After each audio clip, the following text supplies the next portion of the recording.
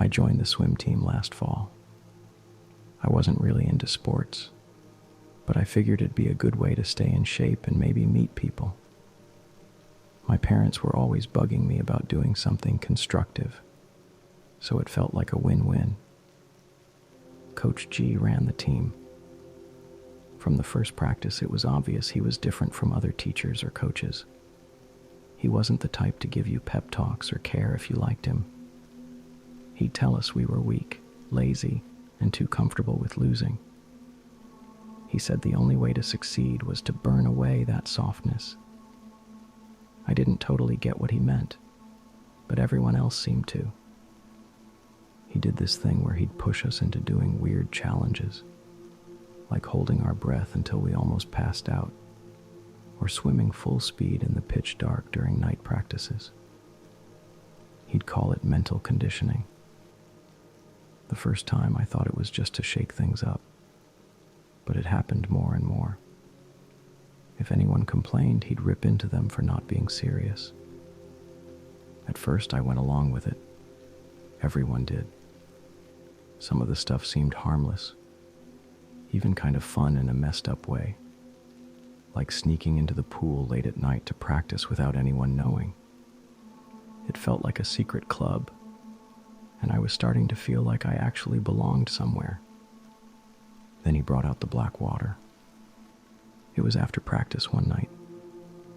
We were all exhausted, sitting on the edge of the pool, when Coach G walked over with this old, dented metal cooler.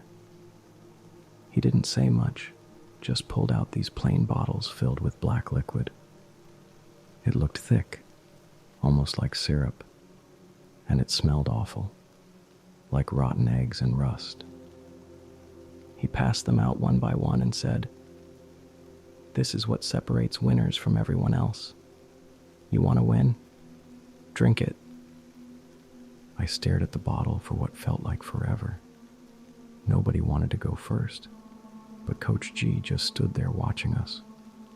Finally, one of the older guys on the team took a swig, gagged, and then forced the rest down. A few others followed. I told myself it was just a weird protein shake or something, but deep down, I wasn't sure. When it was my turn, I hesitated. Coach G noticed. "You scared?" he asked, loud enough for everyone to hear. I shook my head, but my hands were shaking. I forced a sip.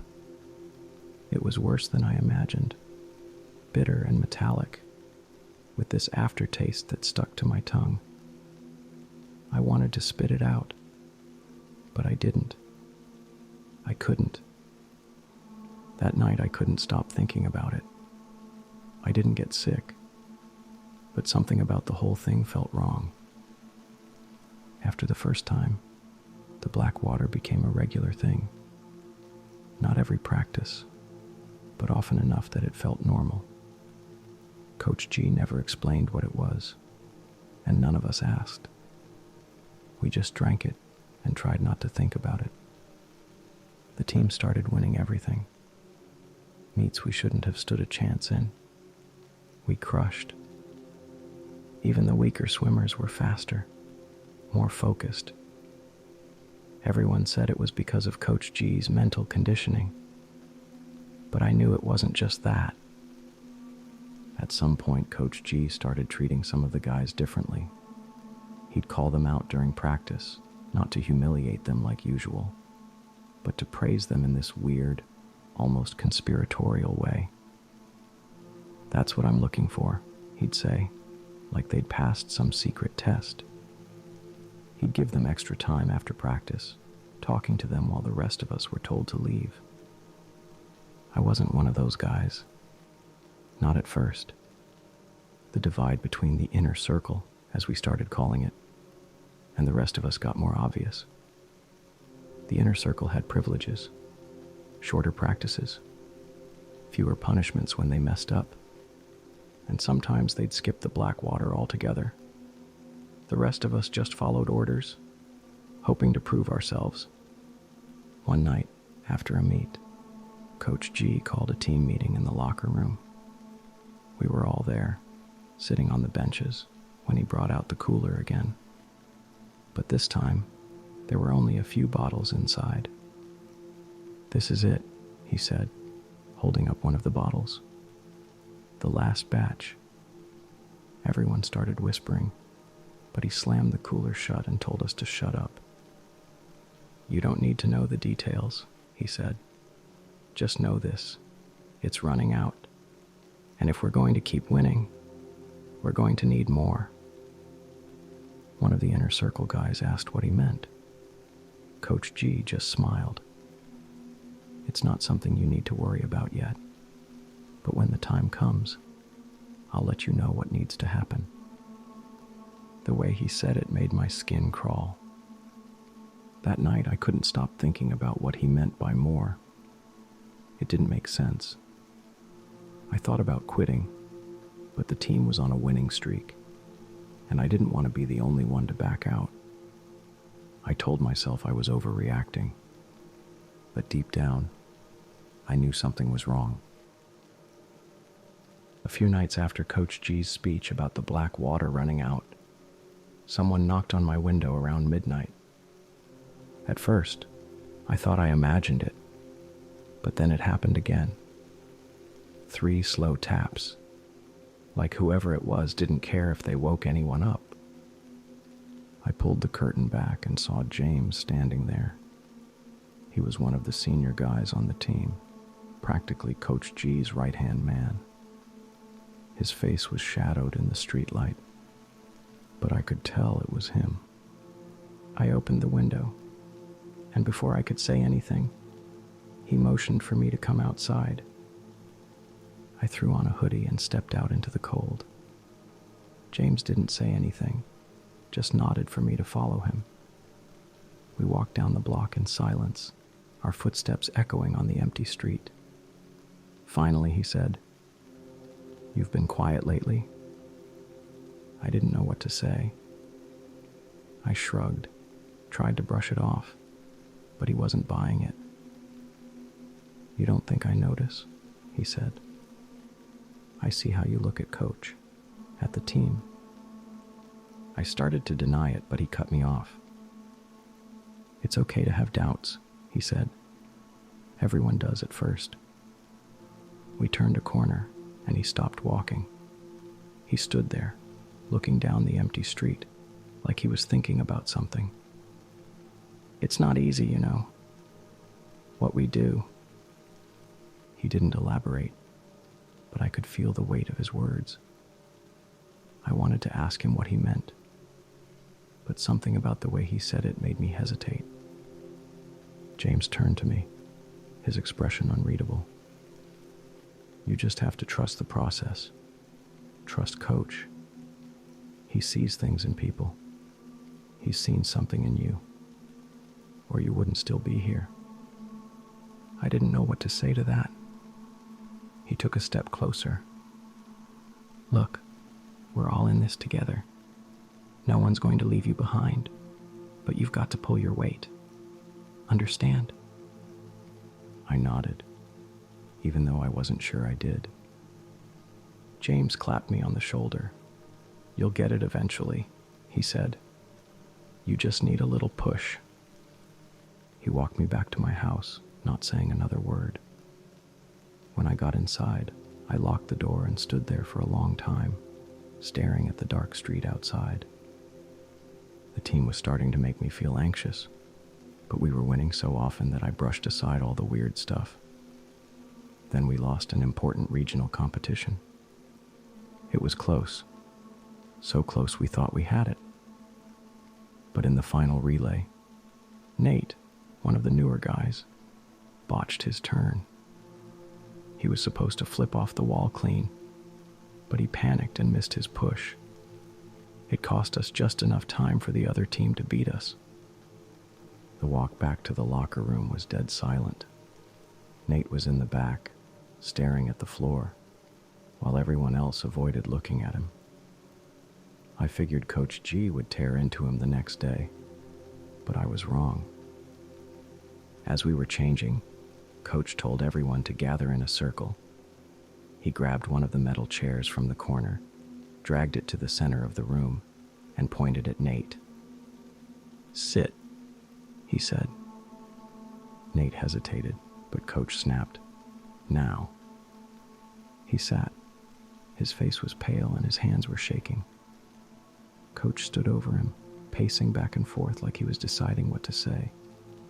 Finally, he stopped and looked at Nate. "You lost us that meet," Coach said. His voice was low at first, almost calm. "Do you have any idea how hard we've worked for this?" Nate opened his mouth to say something, but Coach cut him off. "No excuses. You don't get to speak." Then the yelling started. Coach ripped into him, calling him lazy, weak, a waste of potential.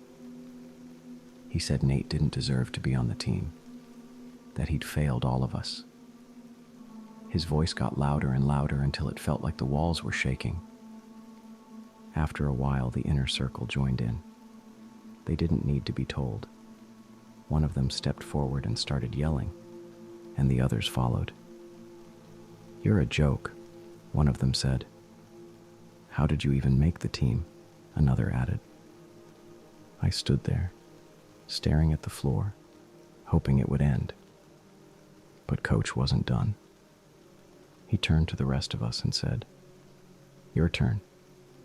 If you're serious about this team, you'll let him know what failure feels like." For a second, nobody moved.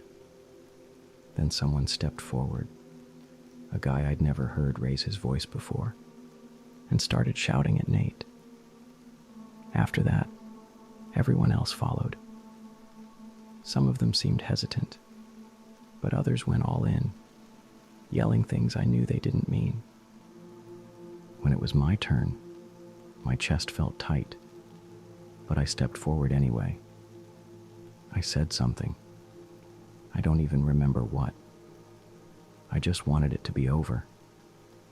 But it wasn't. Coach looked at the inner circle and nodded. One of them walked up to Nate and spat on him. Then another, and another. Coach didn't even have to say anything to the rest of us. One by one, we all stepped forward. I told myself I didn't have a choice, but the truth is, I didn't even try to stop it. By the time it was over, Nate was sitting there, covered in spit, staring at the floor. He didn't say a word. Coach looked around the room, nodded, and said, "Get cleaned up." When I was about to leave the locker room, James stopped me. He'd been leaning against the wall, watching the whole thing like it was nothing. He nodded for me to follow him into the hall. My heart was racing, but James just grinned. "We're meeting at Coach's house tonight. You should come." He clapped me on the shoulder like we were best friends. "It's a big deal. You'll see."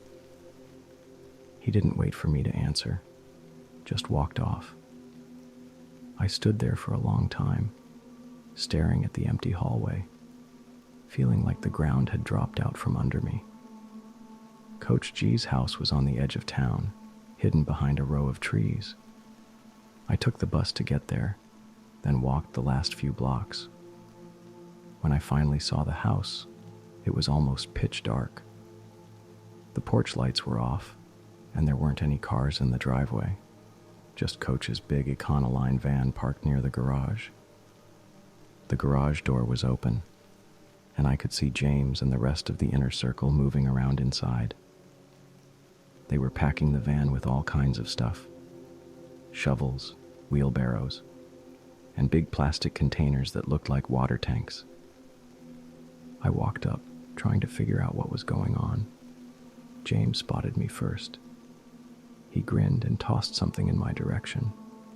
It landed at my feet, a black jumpsuit, folded neatly. "Put it on," he said. I hesitated, picking it up slowly. "What's all this for?" James just smirked. "We're making black water tonight." The others didn't even look at me. They kept loading the van, working like they'd done this 100 times before. The jumpsuit felt heavy in my hands, like it weighed more than it should. "What does that mean?" I asked. My voice came out quieter than I meant it to. James gave me a look, like I'd asked something stupid. "You'll see." I didn't move. For a second, I thought about turning around, walking back to the bus stop, and going home. But then Coach walked out of the house. He didn't say anything at first, just scanned the group, making sure everyone was there. His eyes landed on me, and he smiled. It wasn't a friendly smile.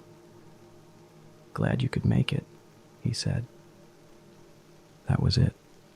No instructions, no explanation. He climbed into the driver's seat of the van, and the others followed, piling into the back like it was a normal thing. James nodded at me.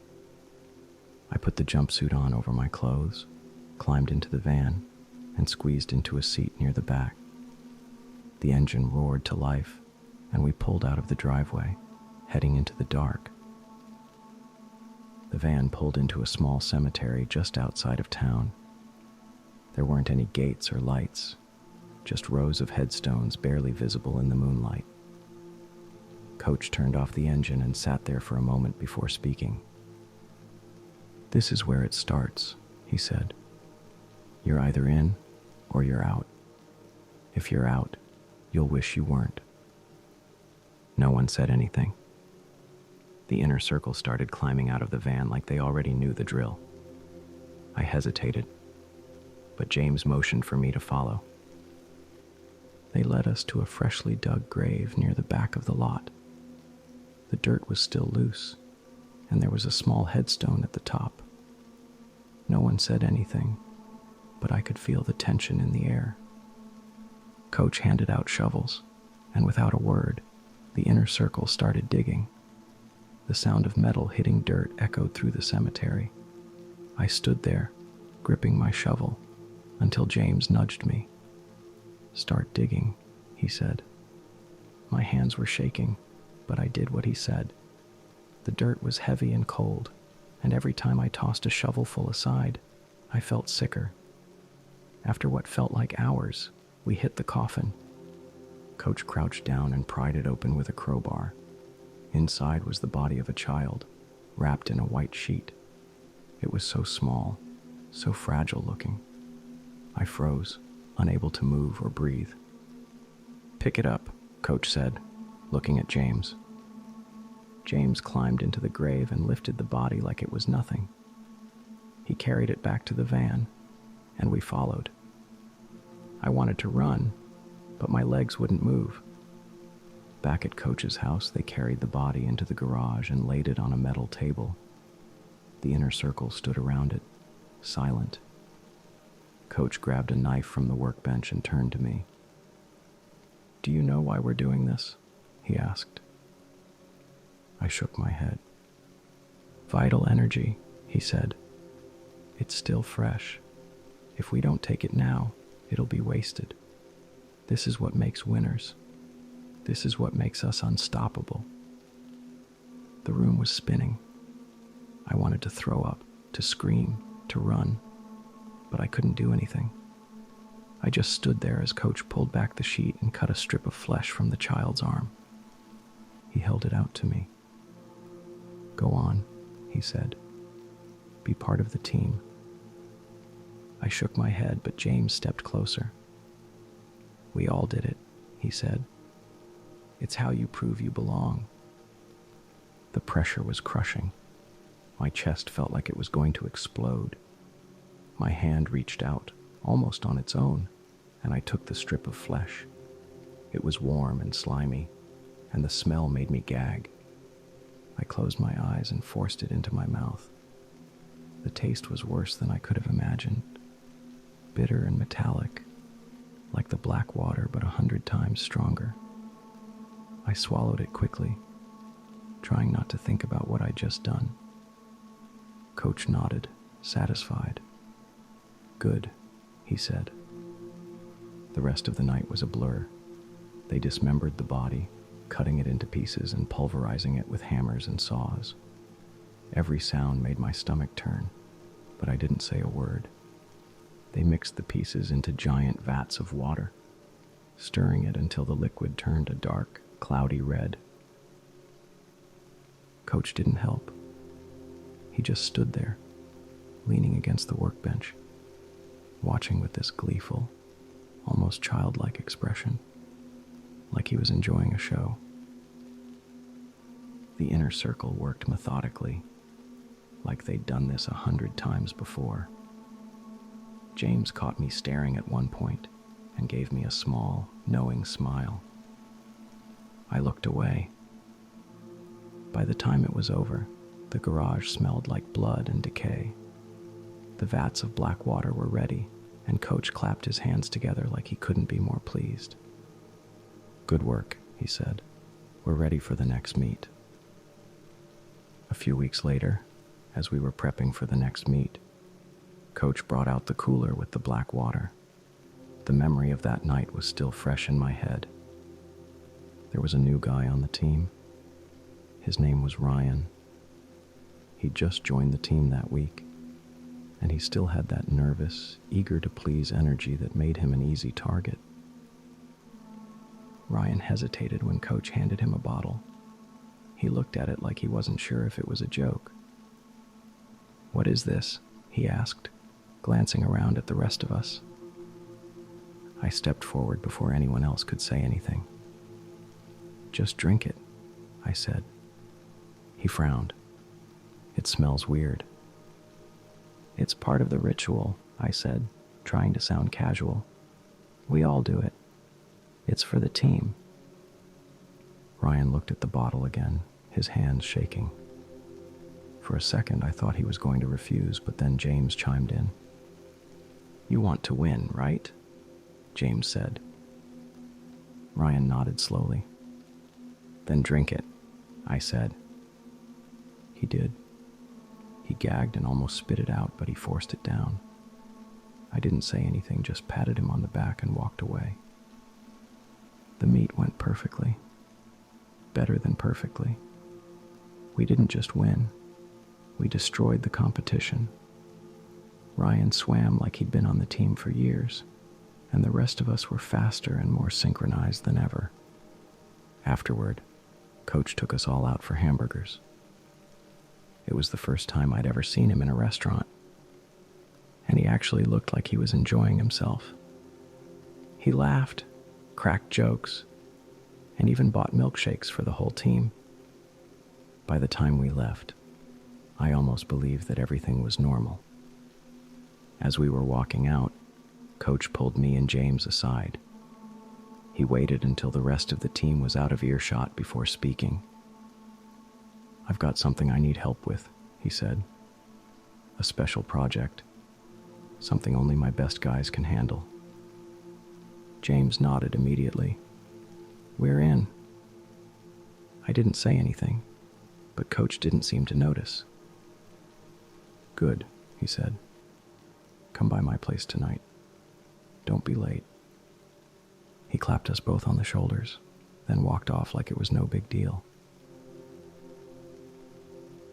James and I took the bus to Coach G's house that night. Neither of us said much on the ride. James looked calm, maybe even excited, but my stomach was in knots. When we got there, the house was dark except for a single light shining from the kitchen window. We knocked, but Coach didn't answer, so James pushed the door open, and we walked in. Coach was sitting at the dining table under the only light in the room. Spread out in front of him were a bunch of photographs. As we got closer, I could see they were all of the same girl, taken from a distance, at a park, walking down a street, sitting on a school bench. I froze. What are these?" I asked. My voice cracked, and I hated how weak I sounded. Coach looked up at me, his expression unreadable. "Sit down," he said. James sat without hesitation. but I stayed where I was. Coach ignored me and picked up one of the photos, holding it out. "The black water is losing its power," he said. "If we want to keep winning, we need to make it stronger." I didn't say anything. My throat felt dry. "We need fresh, vital energy," he continued. "Not something dug up from a grave. We need it while it's still alive, while it's still strong." My heart was pounding so loud I was sure they could hear it. Coach placed the photo back on the table and tapped it with his finger. "This is the target," he said. I stepped closer without thinking. The girl in the photos couldn't have been older than 8 or 9. She had dark hair and a shy smile, like she didn't know someone was watching her. "She's my niece," Coach said. "I know where to find her. I know how to get her alone." James leaned forward, nodding like this all made perfect sense. "That's smart," he said. "Less risk." I couldn't believe what I was hearing. I looked at James, expecting to see some sign that he was joking, but he wasn't. His face was calm, focused. Coach leaned back in his chair, smiling. "Once we have her, we'll make the strongest batch of black water yet. With fresh energy, we'll be unstoppable." I couldn't breathe. This wasn't just insane. It was evil. I need some air," I mumbled, backing toward the door. Coach looked at me, his smile fading. "You're not having second thoughts, are you?" I shook my head, even though I was already turning to leave. "No, I'll be right back." I didn't wait for a response. I ran out the door, down the street, and didn't stop until I was at the bus stop. By the time I got home, I could barely stand. My legs felt like they were made of lead, and my chest was tight. I locked the door behind me, leaned against it, and tried to catch my breath. My phone buzzed in my pocket.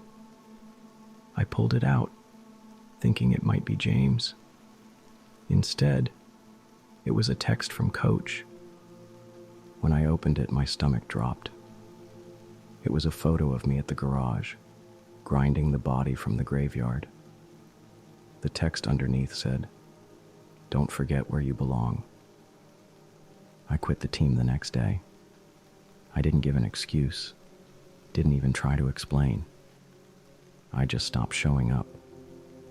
But leaving wasn't as easy as I thought it would be. I blocked Coach G's number, along with James and anyone else from the team.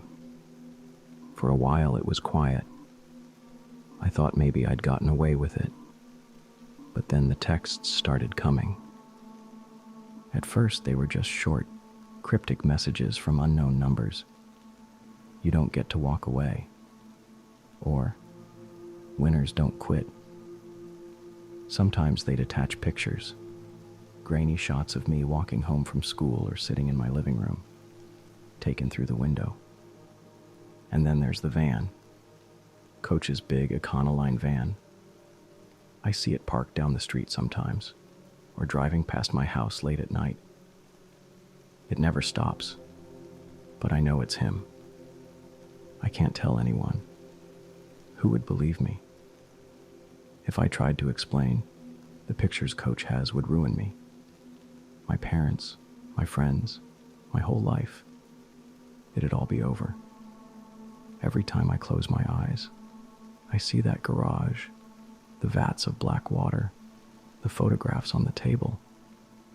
I hear Coach's voice in my head, telling me that I'll never really leave, that I'll always be part of the team.